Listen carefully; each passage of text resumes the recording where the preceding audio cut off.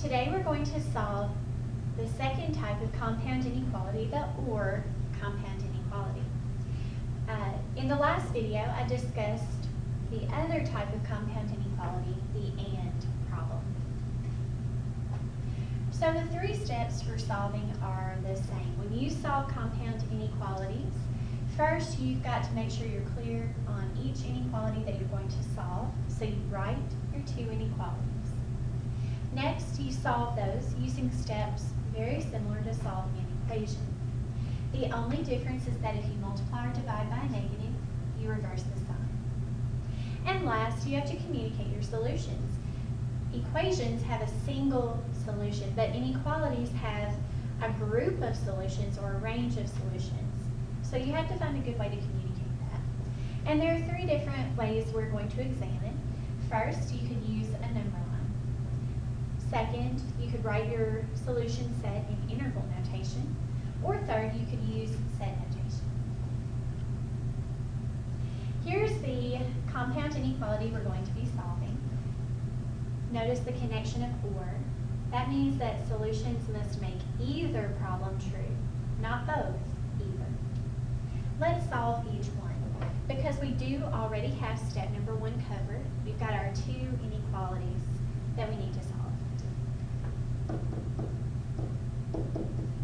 Remember that when you're solving compound inequalities, it's very much like solving equations. Use inverse operations to isolate your variable, usually reversing Pindus. Do to one side what you do to the other, and always simplify your steps as you go.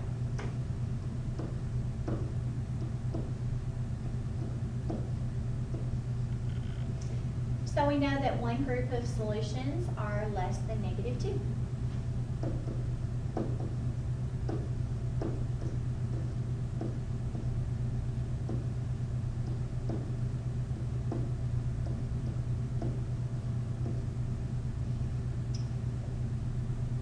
So another group of solutions are greater than or equal to 1. Let's draw the number line first to make sure that we can clearly identify our solution sets.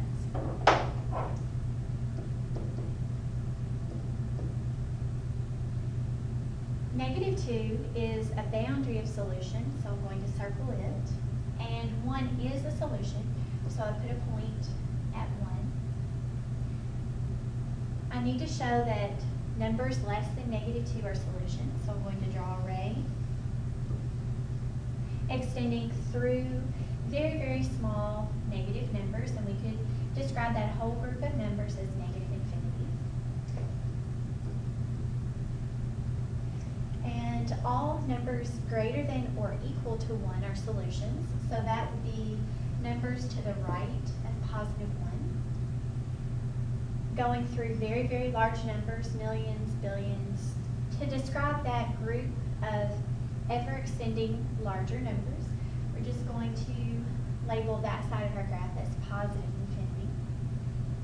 So this is one way to communicate our solution set. Inequalities could have multiple numbers that would make them true, and this number line clearly shows that. But let's look at some other options. We could also use interval notation to show the group of solutions for these inequalities. So to describe this interval, we're going from negative infinity to -2, going through negative infinity, not including -2. But we also have to include the group of numbers from 1 through +infinity. However, 1 is included as a solution. So to show that in interval notation, we use a squared parenthesis. Now to show that these two intervals together are the solutions for this compound inequality, we put a U between them, showing the union of these two sets. So now we have a number line, and we also have interval notation to communicate the solutions. Let's also look at the set notation for these solutions. So we use this parenthesis to show that all x's such that